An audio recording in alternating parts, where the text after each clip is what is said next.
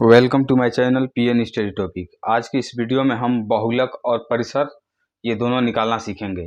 तो सबसे पहले हम बहुलक निकालेंगे और बहुलक का हमने यहाँ पे सवाल लिया हुआ है, तो इसको बहुत निकालना आसान है। देखिए ये जो आंकड़ा दिया हुआ है 6, 8, 3, 2, 8, 4, 8, 5, 8, 1, ये जो आंकड़ा दिया हुआ है इसमें हम देखेंगे कि सबसे ज़्यादा बार कौन सा संख्या आया हुआ है।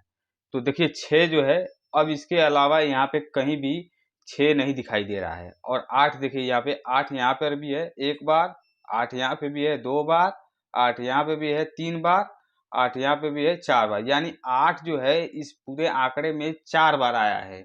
और यहाँ पे 3 देखिए, 3 जो है पूरे आंकड़े में एक ही बार है, 2 है एक ही बार है, 4 एक ही बार आया है, 1 जो है एक ही बार आया है, 5 जो है पूरे आंकड़े में एक ही बार आया है। यानी 8 जो संख्या है ये पूरे आंकड़े में 4 बार आया है, यानी सबसे ज्यादा बार जो रिपीट हुआ है वो 8 है। तो बहुलक का मतलब होता है जो संख्या बहुत बार आया हो।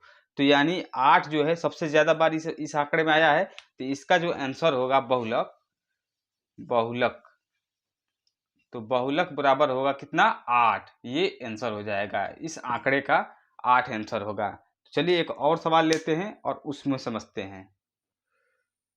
तो देखिए यहाँ पे हमने एक और बहुलक का यहाँ पे एक सवाल लिया है। देखिए ये कुछ आंकड़ा दिया हुआ है यहाँ पे 2, 5, 2, 4, 3, 2, 6, ये आंकड़ा दिया हुआ है। इस आंकड़े में बहुलक हमको ज्ञात करना है। तो बहुलक में क्या होता है, जो संख्या बहुत बार आया हो, इस आंकड़े में सबसे ज्यादा जो बार आया है संख्या, वही बहुलक कहलाएगा। तो देखिए 2 जो है, यहाँ पे 2 यहाँ पे भी है, यहाँ पे भी है और यहाँ पे भी है, यानी 3 जगह इस आंकड़े में 2 है। 5 देखिए, 5 जो है इसमें कहीं इसके अलावा कहीं नहीं है, यानी 5 एक बार आया है। 4 जो है, 4 इस पूरे आंकड़े में एक ही बार आया है। 3 जो है, 3 पूरे इस आंकड़े में एक ही बार आया है। और 6 जो है, 6 पूरे इस आंकड़े में एक ही बार आया है। तो सबसे ज्यादा इस आंकड़े में कौन सा संख्या आया है, 2।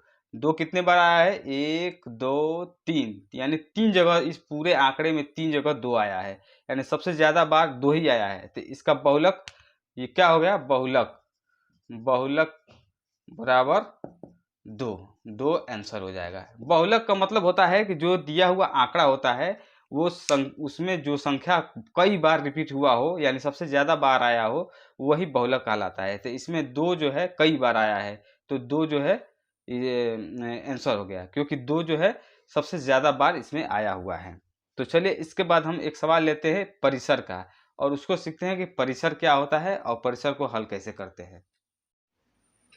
तो देखिए यहाँ पे हमने परिसर का एक सवाल लिया हुआ है 12, 8, 3, 2, 4, 6, ये जो आंकड़ा दिया हुआ है इसमें हमको परिसर ज्ञात करना है, परिसर निकालना है। तो परिसर क्या निकालें, परिसर कैसे निकालेंगे, देखिए परिसर का सूत्र होता है बड़ी संख्या माइनस छोटी संख्या।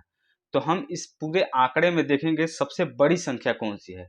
तो इस पूरे आंकड़े में सबसे बड़ी संख्या 12 है। तो हम यहाँ पे देखिए सूत्र है बड़ी संख्या, तो हम सबसे पहले लिखेंगे 12, और माइनस है तो माइनस लगाएंगे। और सबसे छोटी संख्या, यानी बड़ी संख्या माइनस सबसे छोटी संख्या, यहाँ लिख दिए सबसे छोटी संख्या, यहाँ पे लिखेंगे सबसे बड़ी संख्या, यानी सबसे बड़ी संख्या माइनस सबसे छोटी संख्या। तो सबसे बड़ी संख्या 12 है और सबसे छोटी संख्या इसमें देखेंगे इस आंकड़े में कौन सी है। तो सबसे छोटी संख्या यहाँ पे 2 है, तो हम यहाँ पे 2 लिखेंगे। और इसको हम क्या करेंगे, 12 माइनस 2 घटा लेंगे तो हो जाएगा आपका 10। तो ये जो हुआ आपका परिसर निकल गया, यानी इस आंकड़े का परिसर क्या हुआ, 10 हुआ। तो 10 ही आप हमारा क्या हो गया, आंसर हो गया। चलिए एक और सवाल लेते हैं और उसको देखते हैं। तो यहाँ पे देखिए एक और हमने आंकड़ा लिया हुआ है, इसमें हम परिसर ज्ञात करेंगे। तो परिसर ज्ञात करने के लिए क्या सूत्र होता है, सबसे बड़ी संख्या माइनस सबसे छोटी संख्या।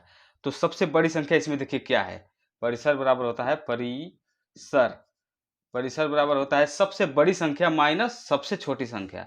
तो सबसे बड़ी संख्या इसमें क्या है, 15 है, तो हम लिखेंगे 15, और माइनस इसमें इस आंकड़े में सबसे छोटी संख्या क्या है, सबसे छोटी संख्या क्या है, 4, तो यहाँ पे लिखेंगे हम 4, क्योंकि इसका सूत्र होता है सबसे बड़ी संख्या माइनस सबसे छोटी संख्या। तो हमने इसको लिख लिया।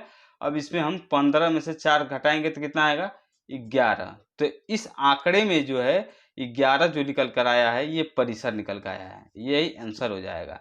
तो आई होप कि आपको बहुलक और परिसर दोनों निकालना आ गया होगा। अगर ये वीडियो आपको अच्छा लगा हो तो लाइक शेयर करें और चैनल को सब्सक्राइब करना ना भूलें, क्योंकि ऐसे ही इंटरेस्टिंग वीडियो मैं लाता रहता हूँ। वीडियो देखने के लिए आपका बहुत बहुत धन्यवाद।